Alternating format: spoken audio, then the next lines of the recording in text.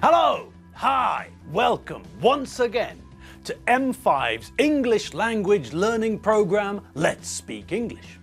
I'm Gav Duncan and I'm here on your TV to help you learn English. Now, are you sitting comfortably? Yes? Good.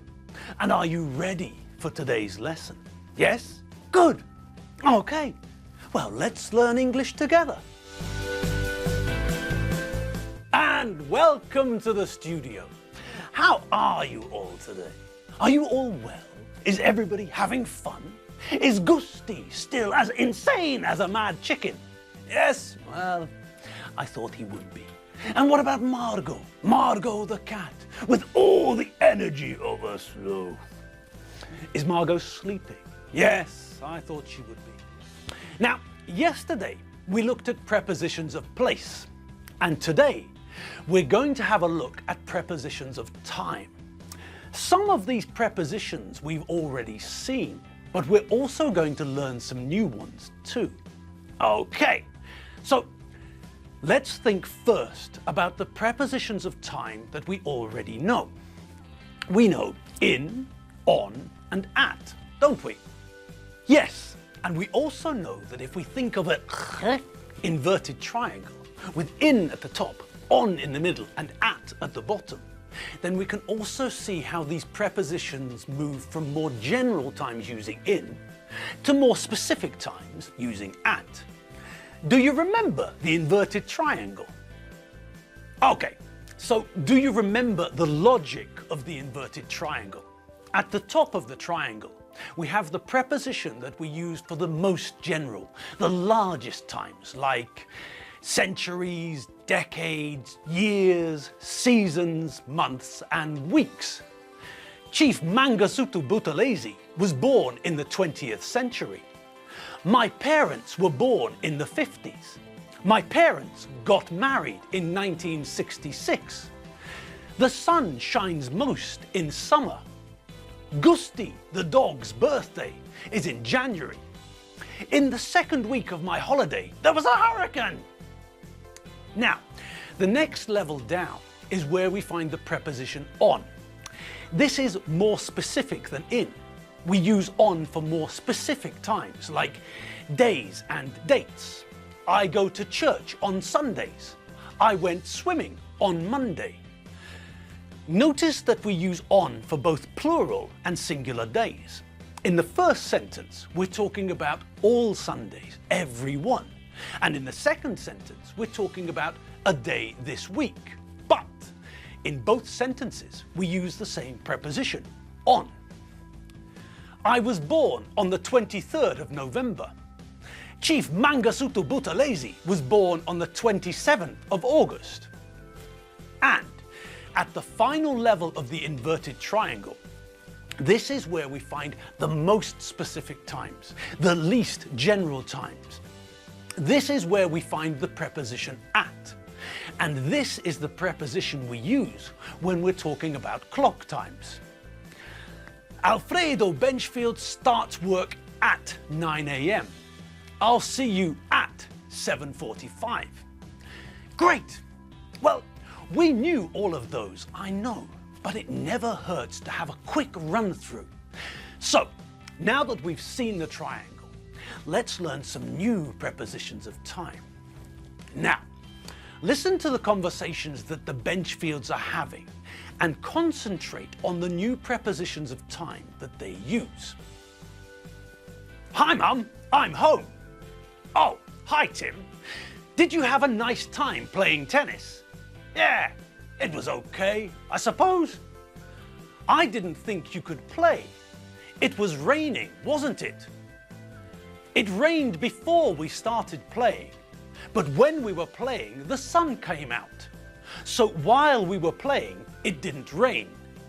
During the tennis match, it was sunny.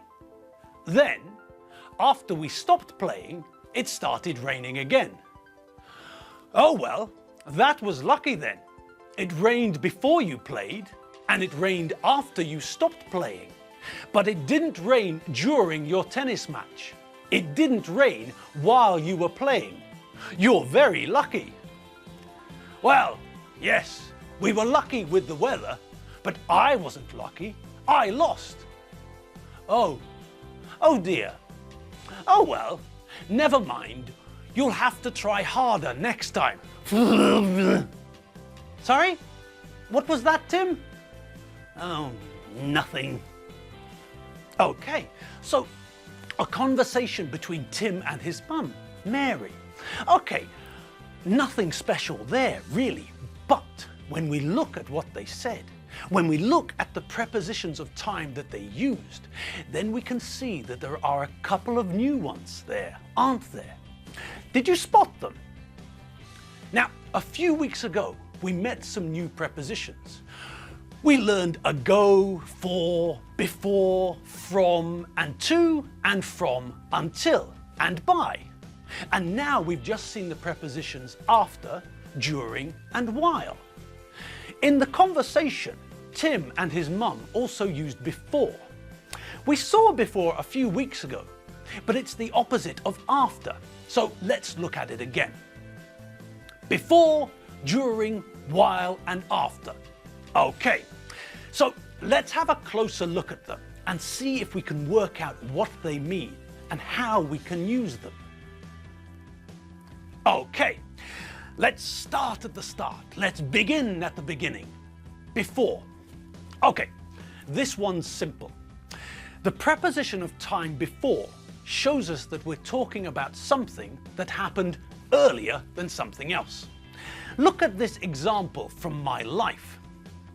1970 to 1993, I lived in the UK. 1993, I moved to Budapest.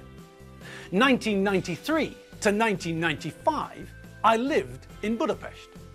1995, I moved to Buenos Aires. 1995 to 1996, I lived in Buenos Aires. 1996, I moved back to Budapest. 1996 to present day, I live in Budapest. Okay, so if we start from the end and work backwards, then we can say that before I moved back to Budapest in 1996, I lived in Buenos Aires. If we want to talk about my life before that, we can say that in 1995, before I moved to Buenos Aires, I lived in Budapest. Before that, from 1970 until 1993, when I moved to Budapest for the first time, I lived in the UK. So we use the preposition of time before to tell people what happened earlier in time. Before I woke up this morning, I was sleeping. Before I got dressed, I brushed my teeth and had a shower. Before I came to work, I had some lunch.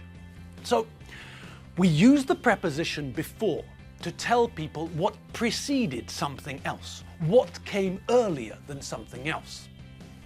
When we listened to Tim's conversation with his mum, we heard that it rained before he played tennis.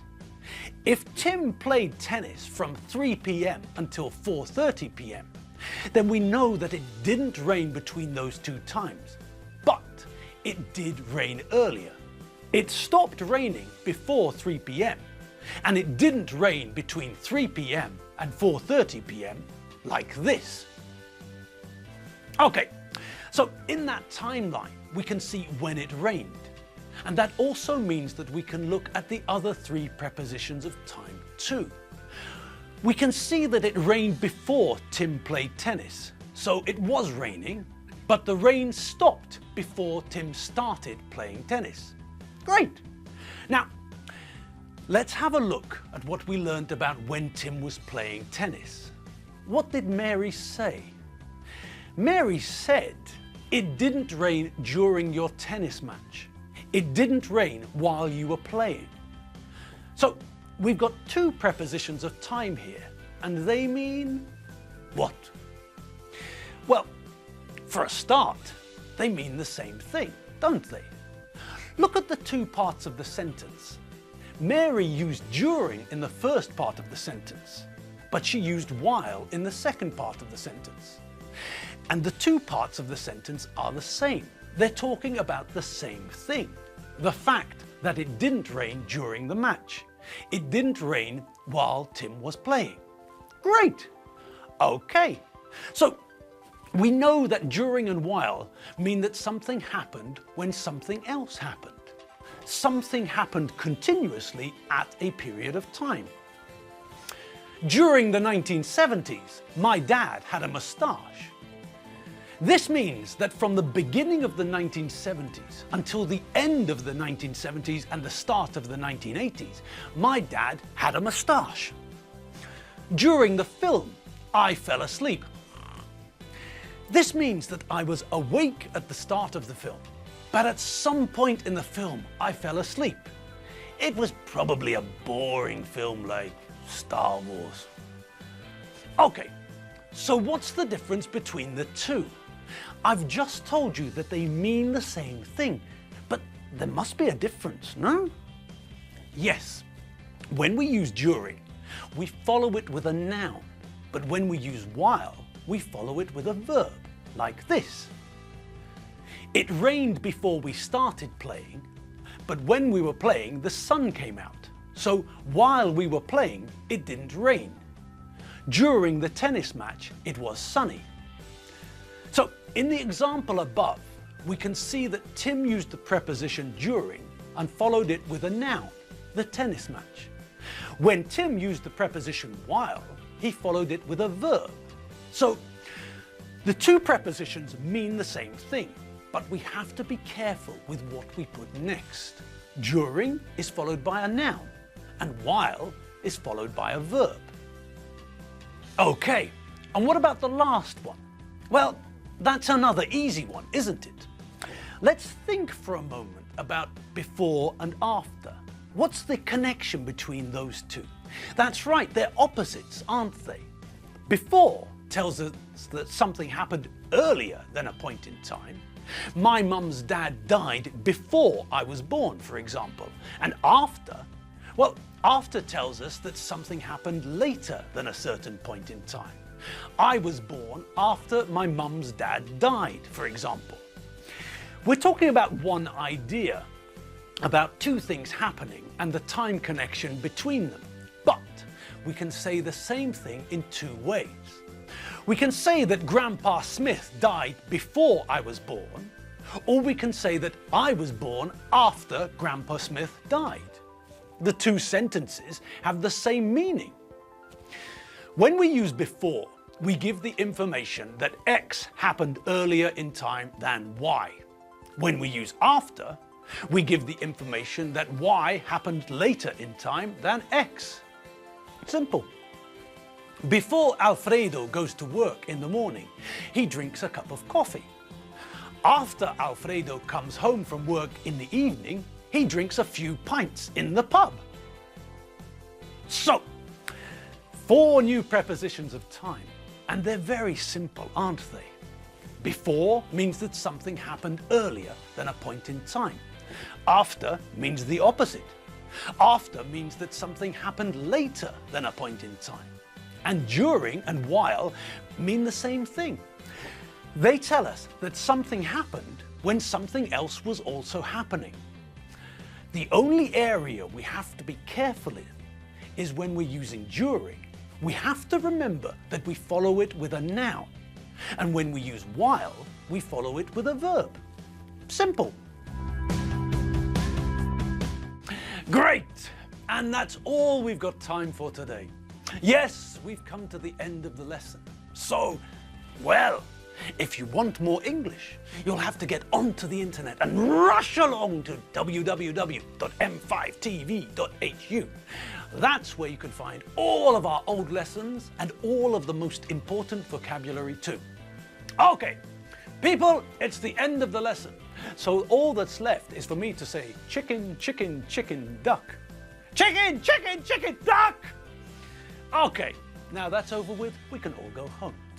I'll see you all later. Have fun. Bye!